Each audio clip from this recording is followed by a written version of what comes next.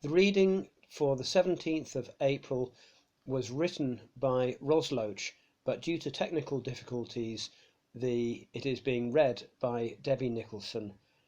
The Gospel reading is being read by Andy Nicholson. John 21, starting at verse 1. After these things, Jesus showed himself again to the disciples by the Sea of Tiberias, and he showed himself in this way. Gathered there together were Simon Peter, Thomas called the twin, Nathanael of Cana in Galilee, the sons of Zebedee, and 2 others of his disciples. Simon Peter said to them, "I'm going fishing." They said to him, "We'll go with you." They went out and got into the boat, but that night they caught nothing. Just after daybreak, Jesus stood on the beach, but the disciples did not know that it was Jesus. Jesus said to them, "Children, have you no fish?" They answered him, "No." He said to them, "Cast the net to the right side of the boat, and you will find some." So they cast it, and now they were not able to haul it in because there were so many fish. That disciple whom Jesus loved said to Peter, "It's the Lord." When Simon Peter heard that it was the Lord, he put on some clothes, for he was naked, and jumped into the lake. But the other disciples came in the boat, dragging the net full of fish, for they were not far from the land, only about 100 yards off.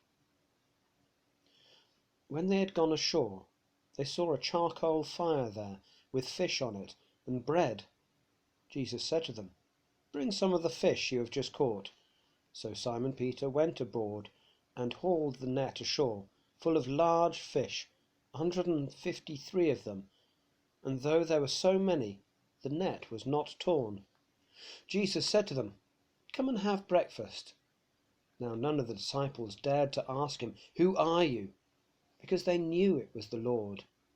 Jesus came and took the bread and gave it to them, and did the same with the fish.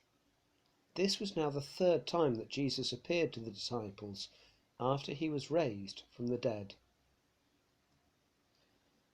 Things hadn't worked out as the disciples had hoped. Their leader had been killed. So what now? Well, Jesus had told them to return to Galilee. So best go back to somewhere familiar, something they were comfortable with, fishing. But that didn't work out either. Nighttime is usually the best time for fishing, but that night it felt very dark indeed, in more ways than one.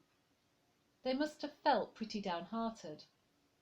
And then at dawn there was this man on the shore, telling them to throw the net out over the wrong side of the boat.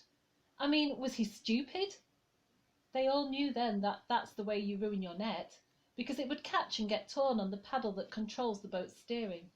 That's on the right-hand side of the boat too.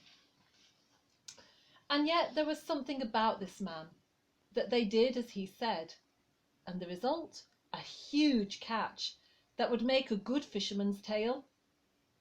And then Peter realised it was Jesus standing there.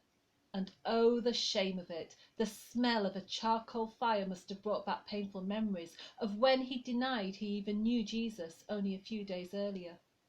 No wonder Peter tried to avoid him.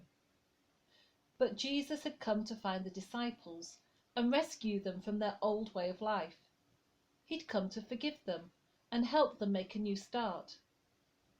And if we try to do the Lord's work in our own way, we'll likely try for a long time and get nowhere either. So it's better to admit defeat and listen afresh to Jesus and do what he says. So we may like to imagine that we're standing in the boat with the disciples. Maybe we've been toiling over something and got nowhere. If so, look for Jesus standing on the shore at dawn. Listen to him and do what he says. You see, he's always ready to accept us back into his fellowship, however wrong we were. And sometimes he asks us to do surprising or even unreasonable things. And he'll likely surprise us too, just as he did with the disciples.